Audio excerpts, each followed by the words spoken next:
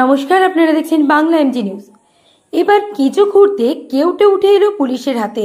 একটি বাইক চুরির তদন্তে নেমে চুরি হওয়া 14টি বাইক আটক, গ্রেপ্তার আন্তঃজেলা বাইক চুরির পান্ডা সহ 3। কেঁচো খুঁড়তে গিয়ে এবার কেউটে উঠে এলো পুলিশের হাতে। বাঁকুড়ার ইন্দাস থানার রোল গ্রাম থেকে খোয়া যাওয়া একটি বাইক চুরির ঘটনার তদন্তে নেমে চুরি যাওয়া মোট 14টি বাইক উদ্ধার করল পুলিশ।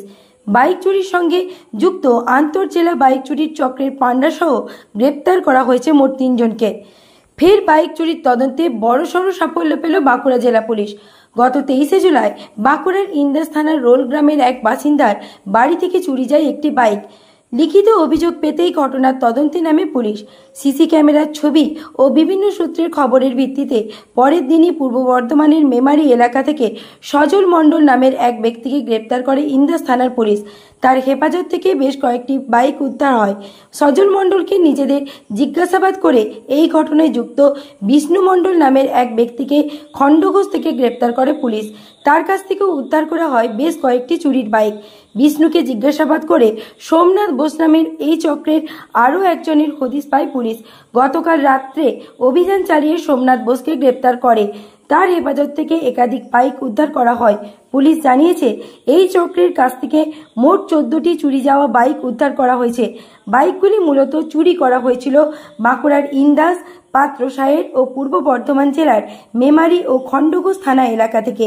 গোটা চক্রের মূল পান্ডা ছিল সজল মণ্ডল। সোমনাথ বোসের দায়িত্ব ছিল চুরি যাওয়া বাইকের জন্য মল্লিক বাজার এলাকা থেকে নতুন নম্বর প্লেট তৈরি করে আনা। একটি বাইক চুরির তদন্তে নেমে মাত্র 7 দিনের মধ্যে গোটা চক্রকে গ্রেপ্তারের পাশাপাশি 14টি চুরি যাওয়া বাইক উদ্ধারকে বড়সড় সাফল্য হিসাবেই দেখছে বাঁকুড়া জেলা পুলিশ। বাঁকুড়ার ইন্দাস থেকে অভিজিৎ সরকারের সাথে সৌরভ মজুমদারের রিপোর্ট, বাংলা এমজি নিউজ।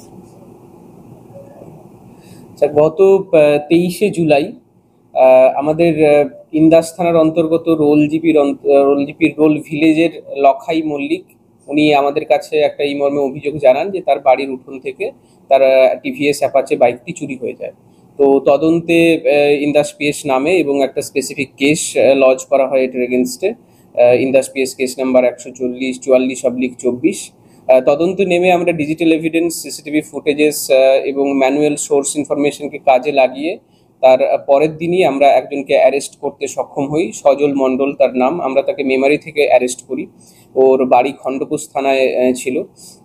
তো সজলকে আমরা তার পরের দিন রিমান্ডে নিই। পুলিশ রিমান্ডে 6 দিনের পুলিশ রিমান্ড গ্রান্ট হয় মহামান্য বিষ্ণুপুর আদালত থেকে, এবং রিমান্ড পিরিয়ডে আমরা বেশ কয়েকটি বাইক রিকভার করি এবং জানতে পারি যে এই কাজে তার সহায়ক ছিল বিষ্ণু বলে ওই খণ্ডঘোষেরই আরেকজন ব্যক্তি। তারপর আমরা বিষ্ণুকেও অ্যারেস্ট করি এবং বিষ্ণুকে 4 দিনের আমরা রিমান্ডে নিই, এবং তখন তার বক্তব্য অনুযায়ী আমরা আরও বেশ কয়েকটি বাইক রিকভার করি।